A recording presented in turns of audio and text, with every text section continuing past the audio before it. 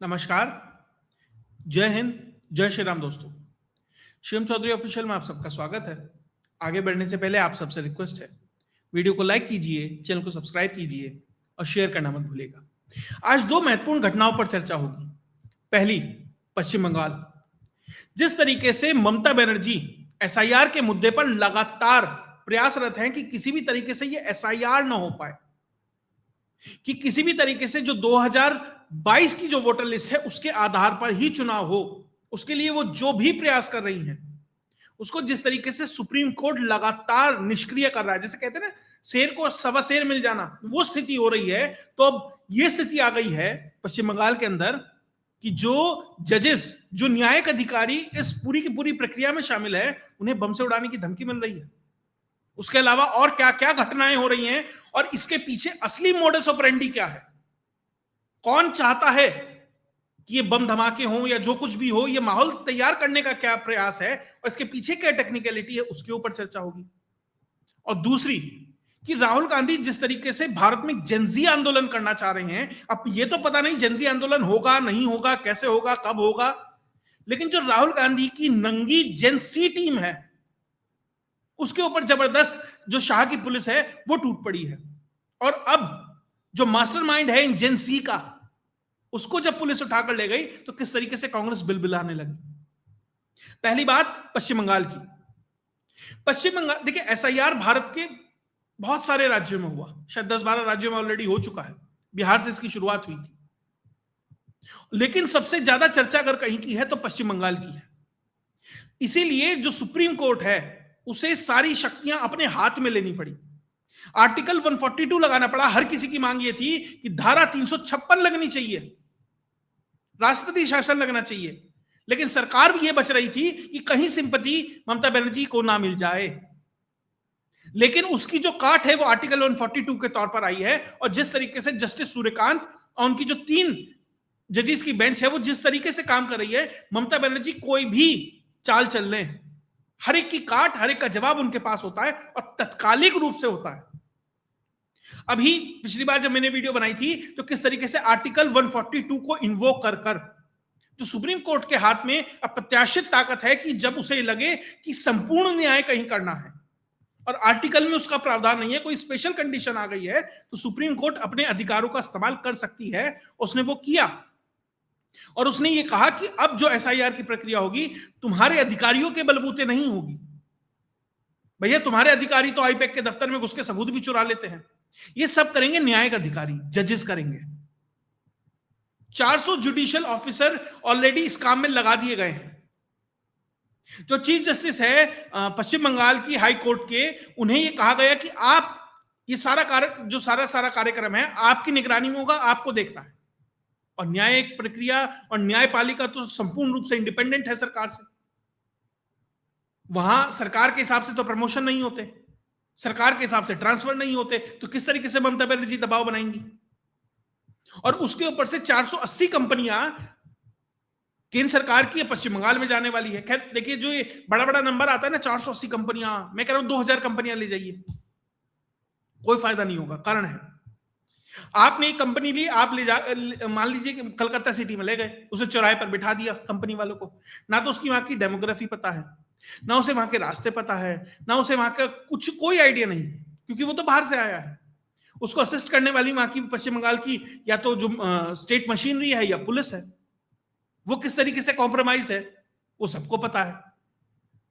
तो वो सिर्फ ये कर सकती है कि जहां उन्हें दिखाई दे कि लड़ाई झगड़ा हो रहा है वो उसे रोक सकते हैं, लेकिन वो इस चीज को नहीं रोक सकते कि बूथ में कौन जाएगा, किस तरीके से वोटिंग होगी, वो उनके हाथ में नहीं होता है।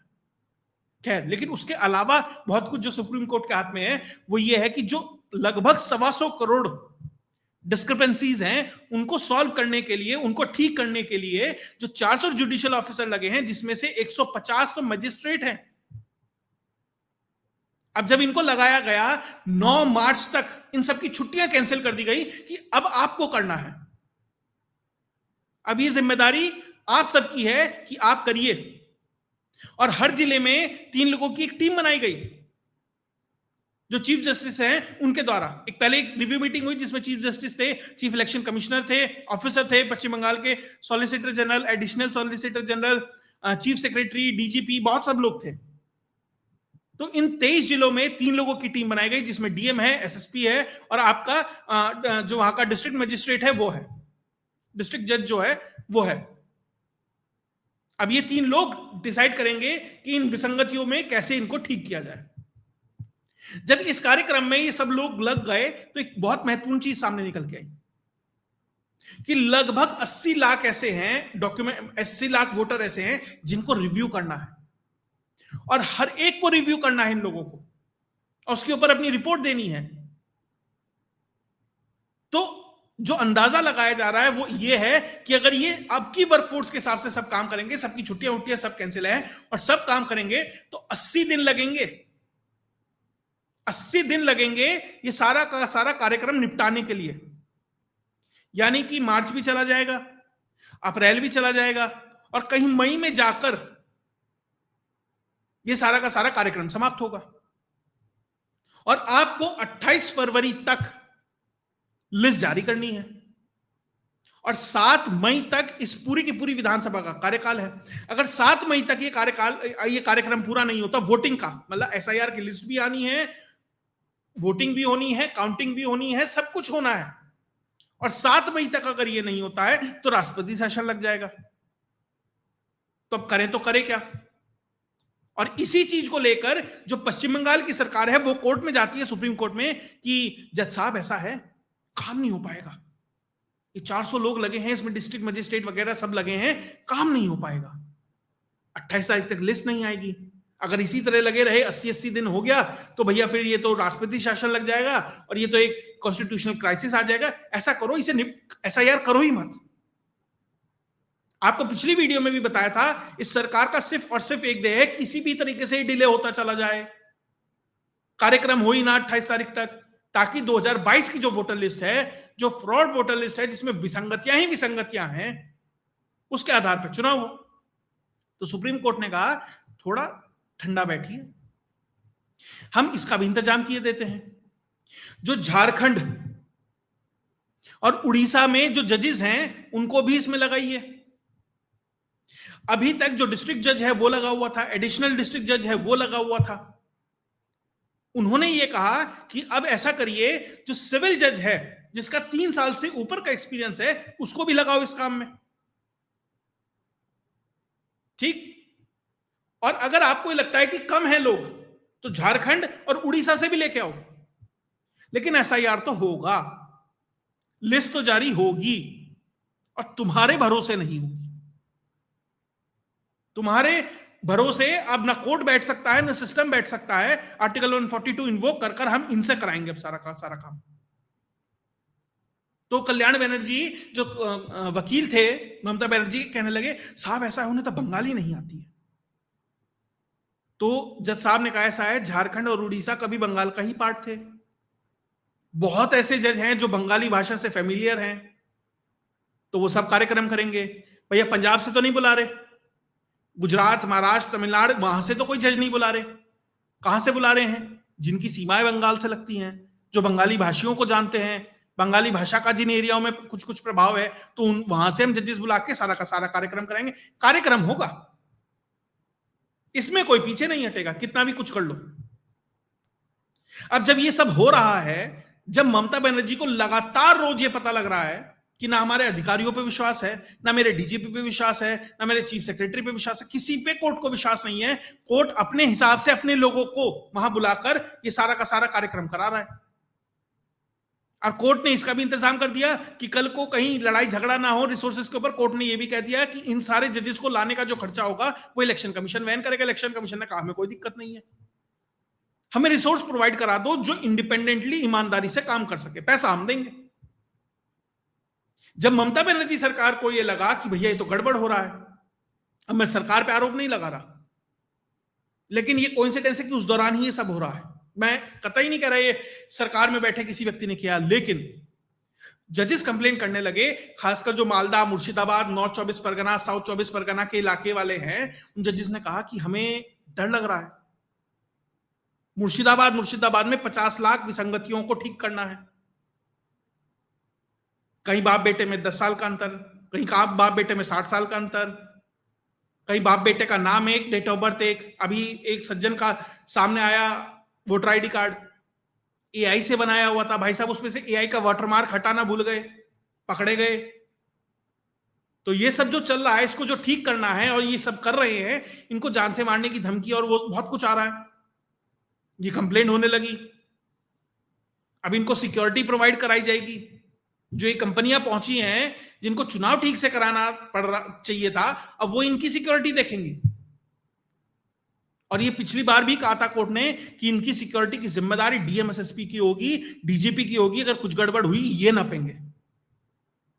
तो भैया डायरेक्टली तो कुछ नहीं हो रहा, लेकिन कहीं से अचानक से क्या होता है कि इन जजेस को अब बम से उड़ाने की धमकियां आने लगती हैं, बॉम्ब थ्रेट्स आने लगते हैं। कहां से? वो तो अब वो जो पुलिस है, जो एजेंसीज हैं, वो इन्वेस्टिगेट करेंगी।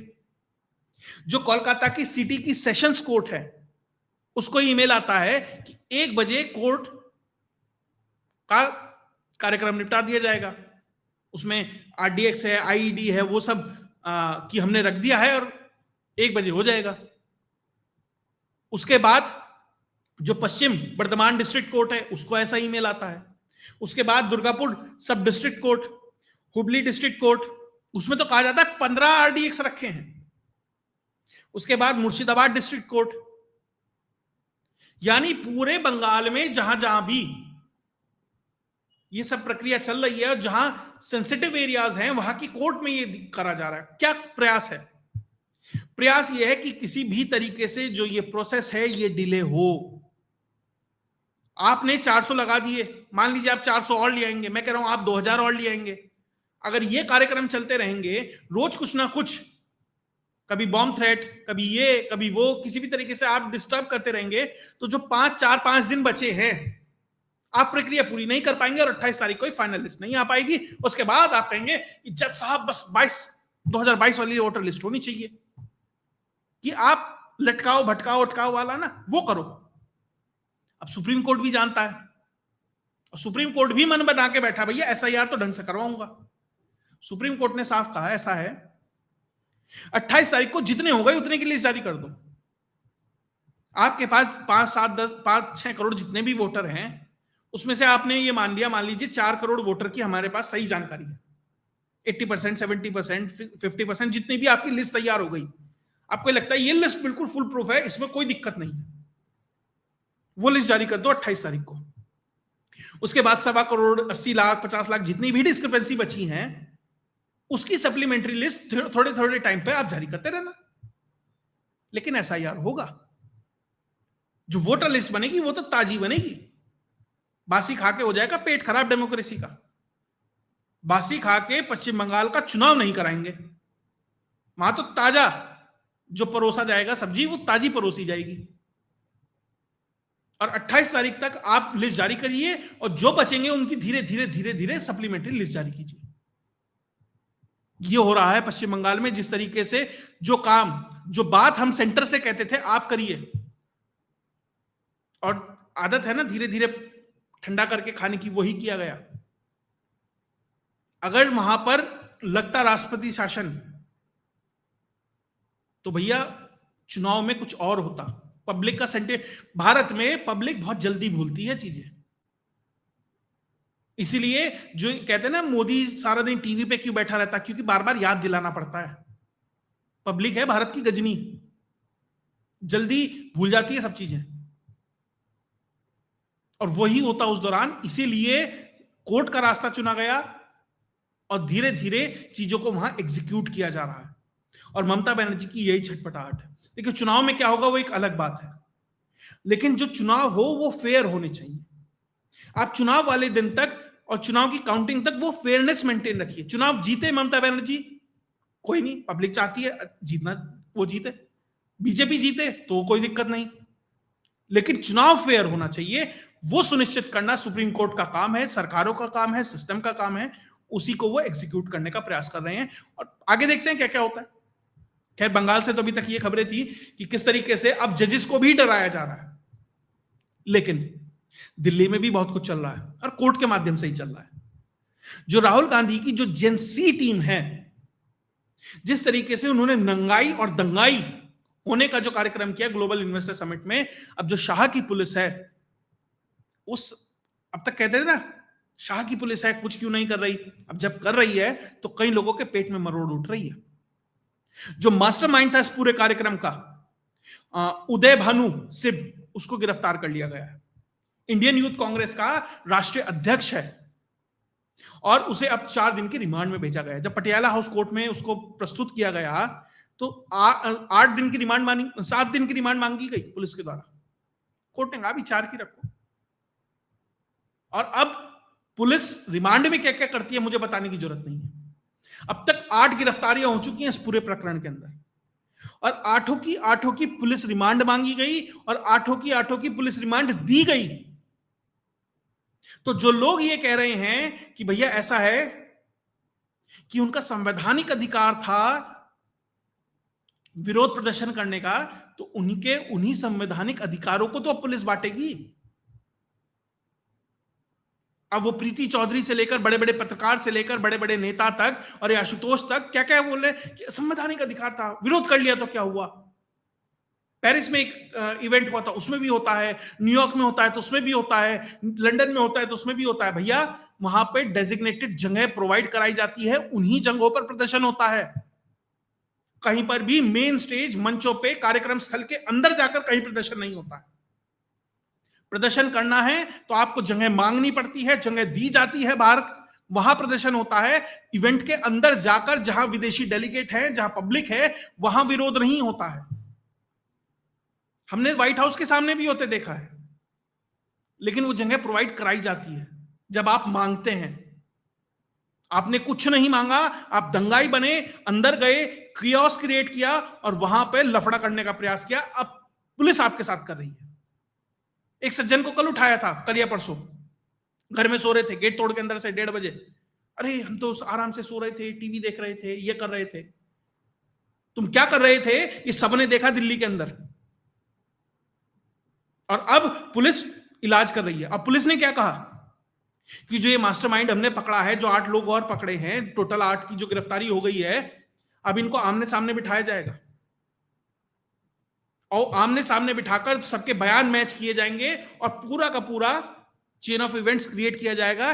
क्राइम कैसे हुआ,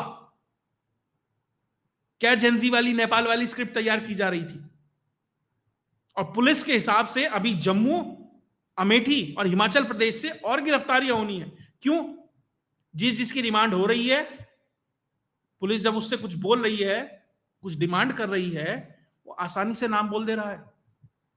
अरे भाई साहब उसका घर वहां है, 1:30 बजे आराम से सो रहा होगा, पुलिस जाके उठा लेती है।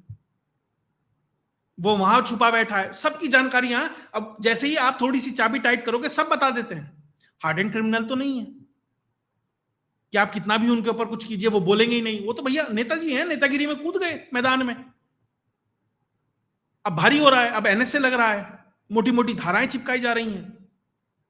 अब ये कहा जा रहा है कि कांग्रेस के अंदर से जिन नेताजी ने ये सारा का सारा प्रपंच रचा था कि भैया ये करना है, अब वो भी परेशान है क्योंकि कांग्रेस के अंदर से ही विरोध होने लगा उनका। शशि थरूर से लेकर मार्गरेट हलवा तक हर कोई कह रहा है ये तो अननेसेसरी है। छोटे वाले खड़गे साहब, प्रियंक खड़गे कह रहे हैं ये नहीं होना चाहिए था। संगी साथी अखिलेश यादव तक कह रहे हैं कि ये नहीं होना चाहिए था। अब परेशान है। अब जब दिख रहा है कि फंस गए हैं तो राहुल गांधी जबरदस्ती कवर फायर दे रहे हैं। अरे ये तो मेरे बब्बर शेर हैं। यही बब्बर शेर अंदर जाके मिमिया रहे हैं और एक दूसरे का नाम ले रहे हैं और इसीलिए 8 गिरफ्तारियां हो गई हैं।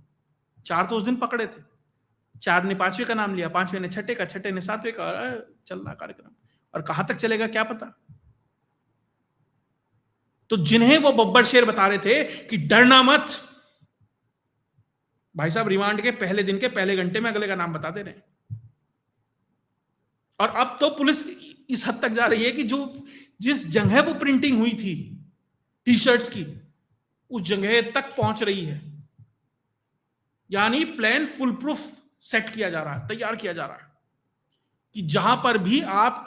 और प्रधानमंत्री नरेंद्र मोदी ने जिस तरीके से मेरठ में बता दिया कि भैया ये आप मेरा विरोध करो, सरकार का, पार्टी का विरोध करो, लेकिन इंटरनेशनल इवेंट में आकर कार्यक्रम खराब करोगे तो तुम्हारा कार्यक्रम वो सेट करेंगे।